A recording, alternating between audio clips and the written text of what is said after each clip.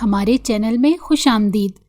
تو چلیے شروع کرتے ہیں آج کی کہانی۔ میں شادی ہو کر جب اپنے سسرال آئی تو مجھے یہاں آ کر احساس ہوا جیسے میں بہت ہی عجیب قسم کے لوگوں میں پھنس گئی تھی۔ سسرال میں ہر بندہ ہی عجیب تھا، لیکن میری نند نے جو کچھ کیا تھا وہ تو سب سے ہی انوکھا تھا۔ اپنے سسرال والوں کی حرکتیں دیکھ دیکھ کر میں شرمندہ ہوئی تھی، اور مجھے نہیں معلوم کہ مجھے ان سب کی اتنی بڑی قیمت چکانی پڑے گی۔ میرا نام فرا ہے اور میں ایک چھوٹے شہر میں رہنے والی پڑھی لکھی لڑکی تھی۔ میرے والد کا ایک چھوٹا سا تیل کا کاروبار تھا، جس کی وجہ سے ان کی بے شمار لوگوں سے جان پہچان تھی۔ والد صاحب ایک جاننے والے کے توسط سے ہی میرا رشتہ آیا تھا۔ چونکہ یہ رشتہ گاؤں سے آیا تھا، مگر قابل غور بات یہ تھی کہ خاندانی لوگ تھے اور مل جل کر رہتے تھے۔ اس وجہ سے میرے والد نے میرا یہ رشتہ قبول کر لیا۔ انہوں نے یہ نہیں دیکھا کہ گاؤں کے ماحول میں ان کی بیٹی کیسے ایڈجسٹ ہوگی، بلکہ وہ یہ سوچ رہے تھے کہ ایک اچھے گھرانے میں شریف خاندان میں شادی ہو جائے گی تو اچھی بات ہے۔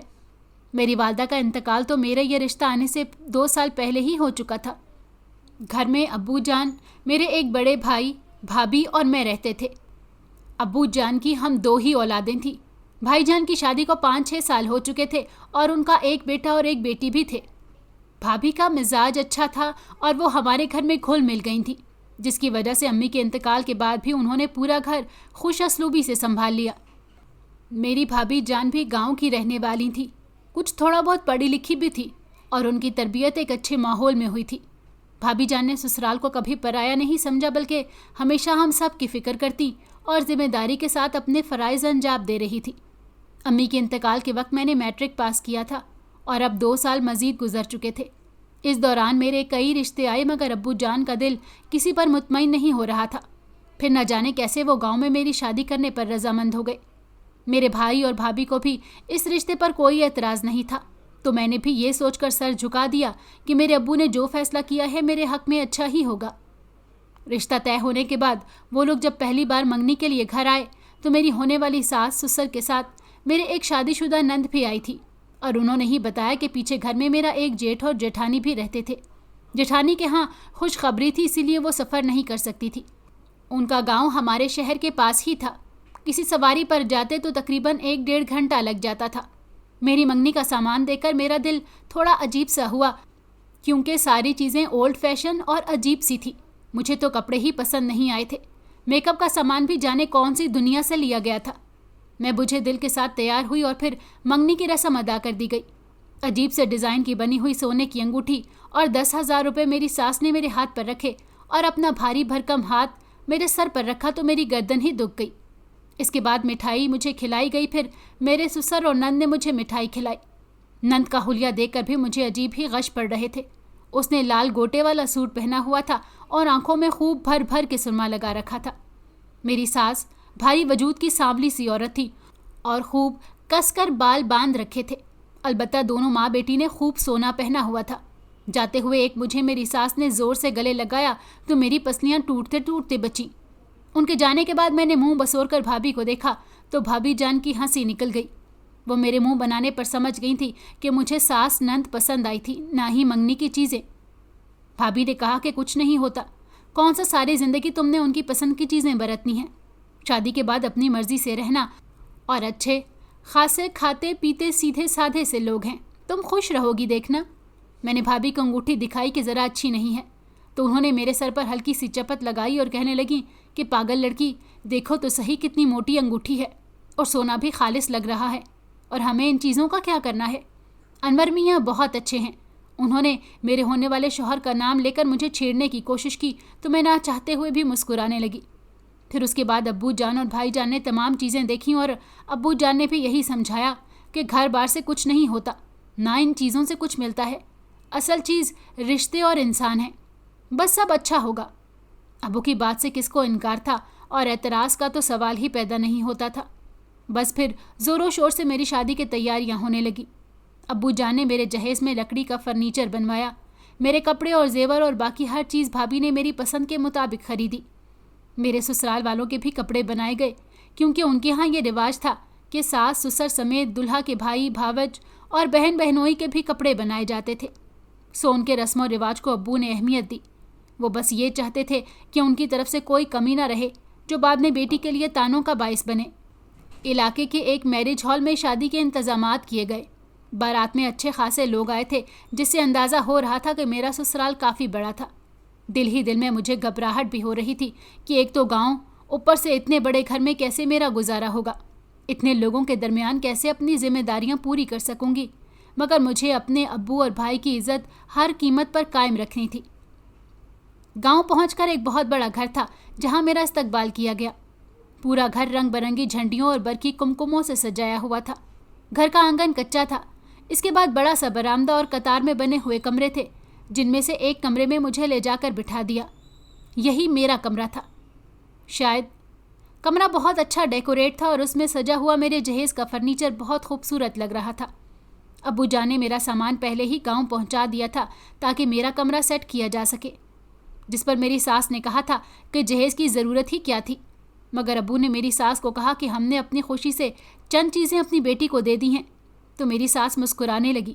میری بری کے جوڑے اور زیور وغیرہ میں نے اب تک نہیں دیکھے تھے، نہ ہی میرے کمرے میں موجود باقی چیزوں کو ابھی دیکھ سکی تھی۔ کافی دیر تک میرا کمرہ گھر والوں سے کھچا کھچ بھرا رہا۔ بڑوں کے کہکہوں کی گونج میں بچوں کے شور کی آوازیں شامل ہو کر ماحول کو بہت عجیب سا بنا رہی تھی۔ مجھے ان سب سے الجھن ہو رہی تھی اور میں سوچ رہی تھی کہ اتنا ہی شور شرابہ ساری زندگی رہا تو میرا کیا بنے گا۔ پھر کافی دیر جب گزر گئی تو میری ساس کو خیال آیا کہ دلہن تھکی ہوئی ہے، اسے آرام کرنے دو۔ سب میرے کمرے سے باہر چلے گئے تو انور کمرے میں آئے۔ انور کافی سلجھے ہوئے مزاج کے تھے اور بہت دھیمے انداز میں بات کر رہے تھے۔ میں نے شکر ادا کیا کہ جس کے ساتھ ساری زندگی گزارنی ہے وہ چیخ چیخ کر نہیں بولتا۔ پھر اس گھر میں میری ایک نئی زندگی کی شروعات ہو گئی۔ دوسرے دن صبح ناشتے کے لیے ایک بڑے ہال نما کمرے میں مجھے لے جایا گیا، جہاں زمین پر ایک لمبے رخ پر دسترخوان لگایا گیا تھا اور اس کے ارد گرد گدیاں رکھی ہوئی تھیں۔ دسترخوان پر سٹیل اور شیشے کے ملے جلے برتن تھے۔ میں اور انور وہاں میری ساس اور سسر کے ساتھ بیٹھ گئے۔ پھر تھوڑی دیر میں دسترخوان کے آس پاس کافی رش لگ گیا، جیسے یہ میرے ولیمے کا ناشتہ ہو۔ کچھ لڑکیاں اور عورتیں لا لا کر دسترخوان پر کھانے کی چیزیں رکھ رہی تھیں۔ پھر وہ سب بھی بیٹھ گئیں اور میری ساس نے کہا کہ سب ناشتہ شروع کرو۔ ناشتے میں نان، چنے، پائے، حلوہ، پوڑی اور پراٹھے تھے اور ساتھ میٹھی اور نمکین لسی تھی۔ انڈا یا چائے جیسی کوئی چیز نظر نہیں آ رہی تھی۔ میری نظروں کے تعاقب میں شاید میری جیٹھانی سمجھ گئی تو اس نے کسی کو آواز دی کہ ایک کپ چائے بنا دے۔ ناشتے کے ساتھ ساتھ میری ساس نے سب سے میرا تعارف کروایا، جس سے پتہ چلا کہ گھر کے افراد تو اتنے نہیں تھے، بس ساس، سسر، جیٹھ، جیٹھانی اور میری نند۔ باقی سب تو مہمان تھے جو ولیمے کے لیے رکے ہوئے تھے۔ مجھے سمجھ نہیں آئی میری نند یہاں کیوں رہتی تھی، جبکہ وہ تو شادی شدہ تھی، اور پھر اس کا شوہر یا بچے وغیرہ بھی مجھے دکھائی نہیں دیے۔ خیر، ناشتے کے بعد سب بیٹھے گپے لڑاتے رہے اور پھر ولیمے کی تیاری کے لیے مجھے کمرے میں بھیج دیا۔ میرا ولیمہ گھر سے کچھ دور ایک کھلے میدان میں ہوا، جہاں شامیانے لگا کر سجاوٹ کی گئی تھی۔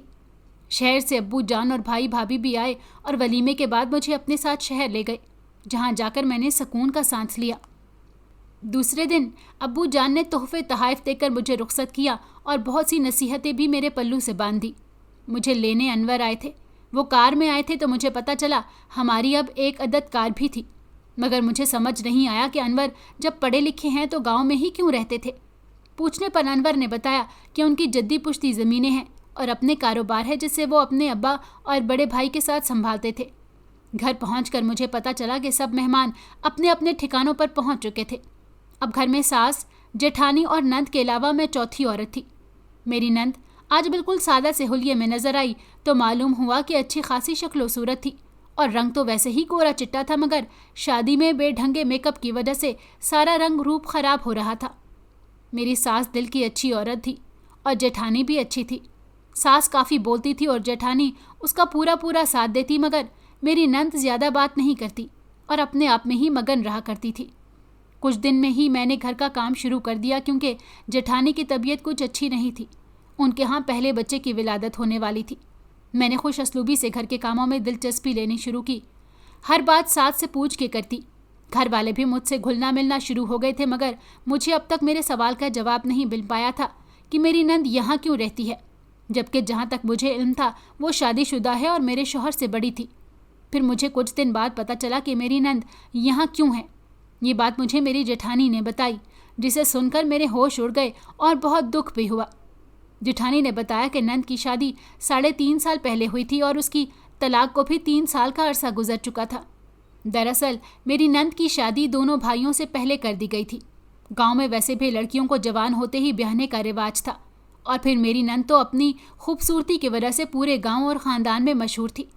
उसकी छोटी सी उम्र में ही काफ़ी रिश्ते आ रहे थे, मगर मेरी सास ने किसी को घास नहीं डाली। जेठानी ने बताया कि मेरी सास अपने रिश्तेदारों को कुछ खास पसंद नहीं करती, इसलिए बेटी को गैरों में ब्याहना चाहती थी, जो उनके हम पल्ला भी हों। वो अलग बात थी कि मेरी जेठानी ख़ानदान से ही ब्याह कर लाई गई थी, और मैं तो थी ही गैर बरादरी की।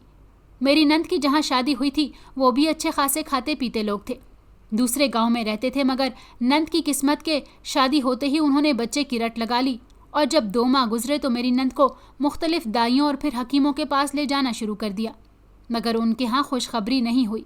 और फिर एक दिन नंद के शौहर ने उसे तलाक दे दी और कहा कि वो एक बांझ औरत के साथ नहीं रह सकता, दूसरी शादी करेगा। मेरी नंद का घर उजड़ा तो वो मैके आकर रहने लगी। वो 3 साल से यहीं थी। ये सारी बातें सुनकर मुझे बहुत दुख हुआ। मैंने जेठानी से पूछा कि इसकी दोबारा शादी की कोशिश नहीं की, तो जेठानी कहने लगी कि कोशिश कैसे करते, जब उसके ससुराल वालों ने हर जगह इसके बांझ होने की बात फैला दी थी। इसका कोई रिश्ता ही नहीं आता। अगर भूले से कोई रिश्ता आ भी जाए तो वो कोई रंडवा या तलाक याफ्ता होता है, जिसकी उम्र नंद से दुगनी और जवान बच्चे होते हैं, तो ऐसी जगह कैसे रिश्ता कर सकते हैं। अब मुझे मेरी नंद का बहुत एहसास होने लगा। जाने वो क्या क्या सोचती होगी, कैसे उसने ये 3 साल गुजारे। मैंने उसे दोस्ती करने की कोशिश करना शुरू कर दी। वो घर से बाहर बहुत कम जाया करती थी, ना मोहल्ले में उसकी कोई दोस्त थी। उसके पास मोबाइल फ़ोन भी बटनों वाला था, जिसकी कभी घंटी बजती नहीं सुनी थी, यानी उसको कोई फ़ोन करने वाला भी न था। मैंने एक दिन बातों बातों में अपनी सास से कहा कि गांव के सिलाई सेंटर में नंद का दाखिला करवा दें, इसी बहाने वो सिलाई सीख लेंगी और उसका दिल भी बहल जाएगा। जब मैंने ये बात की तो मेरी नंद एकदम खुश हो गई। मेरी शादी के बाद से अब तक मैंने उसे पहली बार ऐसे खुश देखा था। मेरी सास ने पहले मेरी बात पर खामोशी इख्तियार कर ली, मगर फिर बेटी को खुश होता देखकर मान गई और मुझे कहा कि ठीक है, कल तुम दोनों चली जाना और पता कर लेना। इस बात के बाद से तो नंद ने मुझसे बातचीत शुरू कर दी। मुझे लगा कि वो तन्हा रहने की वजह से ऐसे चुप चुप रहती थी और किसी से दोस्ती नहीं थी, जबकि उसे एक अच्छे दोस्त की ज़रूरत थी। दूसरे दिन हम गांव के सिलाई सेंटर गए, जो घर से काफ़ी साइड पर था। रास्ते में खेत आते थे। उसका वहाँ दाखिला हो गया और फिर वो सिलाई सेंटर जाने लगी। मोहल्ले की कुछ और लड़कियाँ भी जाया करती थी, इसलिए हम में से किसी को उसके साथ आने जाने की ज़रूरत न थी कि वो कौन सा अकेली जाती थी। दूसरी तरफ जेठानी के दिन करीब आते जा रहे थे, तो मेरी सास का ध्यान और वक्त जेठानी के साथ गुजरता। मैंने पूरी तरह किचन की जिम्मेदारी ले ली थी। घर में एक मुलाजमा भी आया करती थी, जो पूरा दिन यहीं रहती। साफ़ सफाई के अलावा किचन के काम और कपड़ों की जिम्मेदारी उसी की थी, इसीलिए मुझे ज़्यादा परेशानी का सामना नहीं हुआ। और फिर 2 माह बाद मेरी जेठानी के यहाँ बेटा पैदा हुआ तो घर में खुशी की लहर दौड़ गई। एक नए और इतने प्यारे मेंबर के आने से तो पूरे घर में रौनक हो गई थी। सारा दिन मुन्ने की किलकारियाँ घर में गूंजती रहती। मेरी सास और ससुर तो निहाल हुए जा रहे थे और जेठ भी बहुत खुश थे। मेरी नंद भी बच्चे के साथ हंस बोल लेती, उसके नाज उठाती, और मैं तो चच्ची थी, मुझे कैसे खुशी न होती। सब बहुत अच्छा चल रहा था, फिर एकदम से बहुत कुछ बदल गया, और वो हुआ जो कभी सोचा तक न था। मेरी नंद को सिलाई सेंटर जाते हुए आखिरी महीना था। ये 3 माह का कोर्स था और मुन्ना भी 1 माह का हो गया था। एक दिन मैं और मेरी नंद सहन में बैठे सब्जी काट रहे थे और साथ साथ बातें जारी थी कि हमारी पड़ोसन आई और पास बैठ गई। मेरी सास कमरे में सो रही थी और जेठानी मुन्ने को लेकर अपने मैके गई हुई थी। पड़ोसन के लिए पानी लेने मेरी नंद गई और पानी देकर जब वापस ग्लास रखने गई तो पड़ोसन ने जो कहा वो किसी कयामत से कम नहीं था। वो गौर से मेरी नंद की तरफ देखते हुए कहने लगी कि बेटा, तुम्हारी नंद को उम्मीद से लग रही है और कोई 3रा 4था महीना चल रहा है। इस औरत का ये कहना था कि मेरे हाथ से छुरी गिर गई। वो औरत दोबारा बोली कि ठीक कह रही हूँ, मेरा तजर्बा है, जहाँ दीदा औरत हूँ और दाई का काम भी करती हूँ, बेशक अपनी नंद से पूछ लेना। मैंने तो उसके सामने हाथ जोड़ दिए कि अगर ऐसा लगता है तो इस बात का जिक्र किसी से ना करे। वो सर हिलाती हुई घर से चली गई। मेरी नंद किचन के अंदर खड़ी ये सब सुन रही थी। जैसे ही वो औरत गई और मैं किचन में गई तो मेरी नंद ने मेरे सामने हाथ जोड़ दिए कि भाभी, मुझे बचा लो, मेरी इज्जत तुम्हारे हाथ में है, किसी को ये सब ना बताना। मेरा तो सर चकरा गया कि ये सब सच था क्या, اور اگر سچ تھا تو یہ سب ہوا کیسے اور کب؟ میں نے اپنی نند کو روتے ہوئے دیکھا تو میرا دل پگھل گیا۔ میں نے اسے کہا کہ مجھے بتا دے یہ کس کا بچہ ہے، اور وہ تو بانجھ تھی، پھر یہ سب کیسے؟ اگر وہ یہ سب مجھے بتا دے تو میں کچھ کرنے کا سوچوں گی۔ نند نے بتایا کہ شادی سے پہلے ہی وہ اپنے چچا زاد کو پسند کرتی تھی، مگر میری ساس نے رشتہ داروں میں شادی نہ کرنے کی ٹھان رکھی تھی، اسی لیے جب چچا رشتہ لائے تو میری ساس نے انکار کر دیا کیونکہ چچا غریب تھا۔ میری نند بتا رہی تھی اور میں سن رہی تھی۔ اس نے کہا کہ شادی کے بعد اسے نہ تو کسی ڈاکٹر کو دکھایا گیا، نہ اس کا کوئی ٹیسٹ ہوا۔ اس کے شوہر نے جھوٹا الزام لگا کر اسے طلاق دی کہ وہ بانجھ ہے، کیونکہ وہ کسی اور سے شادی کرنا چاہتا تھا۔ پھر طلاق کے بعد جب وہ اپنے میکے آئی تو اس کا رابطہ دوبارہ اپنے اسی کزن سے ہوا، اور وہ 3 سال سے ایک دوسرے سے فون پر بات کرتے تھے۔ فون وہ رات کو چوری چھپے خود کیا کرتی تھی، اسی لیے کبھی اس کے فون کی بیل نہیں بجی تھی۔ پھر نند کہنے لگی کہ اس نے 6 مہینے پہلے اپنی کزن سے چوری چھپے نکاح کر لیا تھا، اور یہ نکاح اس نے دوسرے گاؤں جا کر کیا۔ میں اس کی باتوں سے حیران ہوتی جا رہی تھی۔ اس نے مزید بتایا جب بھائی کی شادی کی تیاریاں چل رہی تھیں اور سب بہت مصروف تھے تو وہ کچھ گھنٹوں کے لیے کسی دوست کے ساتھ بازار جانے کا کہہ کر نکاح کے لیے گئی تھی، اور پھر تب سے اب تک کبھی کبھی اس سے اکیلے ملتی بھی تھی، جس کے نتیجے میں وہ ماں بننے والی تھی۔ میری تو سمجھ میں ہی نہیں آ رہا تھا کہ اب میں کیا کروں اور کیسے کروں۔ میں نے اسے فی الحال چپ رہنے کا کہا، اور اتفاق سے دوسرے دن میری کچھ طبیعت خراب ہوئی تو میری ساس مجھے گاؤں کی ڈاکٹر کے پاس لے گئی۔ ڈاکٹرنی نے ہمیں خوشخبری سنائی تو میری ساس بے حد خوش ہو گئی۔ اس کے بعد میرا دگنا خیال رکھنے لگی۔ یہاں مجھے میری نند کی فکر لگی ہوئی تھی۔ ایک دن میں نے ساس سے طبیعت کا بہانہ بنا کر نند کے ساتھ ڈاکٹر کے ہاں چلی گئی، اور ڈاکٹرنی سے بات کر کے نند کا چیک اپ کروایا تو پتہ چلا کہ اس کا پہلا مہینہ چل رہا تھا۔ اب تو گھر آ کر ہم دونوں سوچ میں پڑ گئیں کہ کیسے یہ بات گھر والوں کو بتائی جائے۔ آخرکار ایک دن میں نے ہمت کی اور اپنی ساس کو اکیلا پا کر ان سے پوچھا کہ میری نند کی طلاق کے بعد کیا انہوں نے کسی ڈاکٹر کو دکھایا تھا جسے پتہ چلتا کہ وہ بانجھ ہے یا نہیں؟ تو میری بات سن کر میری ساس ایک دم چپ ہو گئی، جیسے کچھ حیران اور نادم ہو۔ پھر کہنے لگیں کہ نہیں، یہ تو میرے ذہن میں آیا ہی نہیں، اور اتنے سال سے میں بیٹی کو گھر بٹھائے رو رہی ہوں۔ میں نے اپنی ساس سے کہا کہ ہمیں اس کا چیک اپ کروانا چاہیے، جس کے لیے وہ ہمیں شہر جانے کی اجازت دے۔ پہلے تو میری ساس مانی نہیں، مگر جب میں نے یہ کہا کہ چیک اپ کے بعد سب پتہ چل جائے گا اور اس کی شادی بھی ہو جائے گی تو میری ساس نے حامی بھر لی اور کہنے لگیں کہ پہلے تیرا بچہ ہو جائے پھر اسے لے جانا۔ میں پریشان ہو گئی۔ پھر میں نے اپنی ساس سے بہت پیار سے بات کی اور اپنائیت کا یقین دلاتے ہوئے انداز میں ان سے کہا کہ چچا کے بیٹے نے اب تک شادی نہیں کی تو آپ مجھے اجازت دیں، میں خود اپنی نند کی شادی کا ذمہ لیتی ہوں۔ میری ساس نے میری بات سن کر مجھے گلے لگایا اور کہا کہ جیسے بہتر سمجھو کر لو۔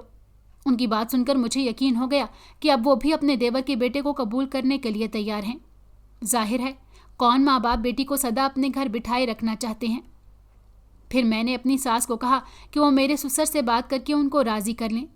میں نے اپنی نند سے ان کے چچا کے بیٹے کا نمبر لے کر ساری بات اس سے کی تو وہ تیار ہو گیا اور کہنے لگا میں اب خود آؤں گا اور تایا سے ان کی بیٹی کا ہاتھ مانگوں گا۔ اب مسئلہ یہ تھا کہ نکاح پہلے ہی یہ دونوں کر چکے تھے، اوپر سے میری نند جس کنڈیشن میں تھی میں نے اپنی ساس کو ساری بات بتا دی۔ میری ساس کے پیروں تلے سے زمین نکل گئی یہ سب سن کر، مگر وہ بیچاری ماں تھی، کرتی بھی تو کیا کرتی۔ البتہ ان کو ایک بات کا بہت دکھ تھا کہ انہوں نے اپنی بیٹی کو بانجھ کے الزام سے بری کروانے کی کوئی کوشش تک نہیں کی تھی، اور وہ کیسے اپنی بیٹی کو نظر انداز کر کے بیٹھی رہیں۔ اب یہ راز ہم 4 لوگوں میں ہی تھا۔ پھر میری نند کے چچا کا بیٹا آیا اور اس نے اپنے تائے تائی سے رشتے کی بات کی تو میرے سسر نے اسے گلے لگا لیا۔ اس کے کچھ دن بعد ہی میری نند اور ساس سسر میرے ساتھ شہر ہمارے گھر گئے اور وہیں میری نند کا نکاح کروا دیا گیا۔ نکاح کیا وہ تو بس ایک خانہ پوری تھی جسے باقی گھر والوں کو کر کے دکھانا تھا، اور بہانہ یہ بنایا کہ وہیں نکاح کے فوراً بعد بڑے ڈاکٹر سے اس کے بانجھ پن کا پوچھا جائے گا۔ میری نند اب شادی شدہ تھی۔ نکاح میں لڑکے والوں کی طرف سے ان کی ماں شامل تھی جسے ساری بات کا پہلے سے علم تھا۔ پھر کچھ عرصے بعد میری نند کے ہاں بیٹا اور اس کے بعد میرے گھر بیٹی نے اپنے قدم رکھے۔ میری بیٹی وہ رحمت تھی جسے میں اپنے رب کی جانب سے اپنی نند کی بھلائی کا صلہ مانتی تھی۔ میری ساس اور سسر اور باقی گھر والے بھی اس رحمت پر بے حد خوش تھے، اور سب سے زیادہ خوش انور تھے۔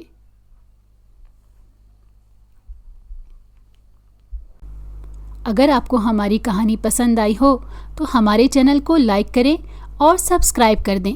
بیل نوٹیفیکیشن کو بھی آن کر دیں تاکہ ہماری آنے والی ہر مزیدار کہانی آپ کو وقت پر ملتی رہے۔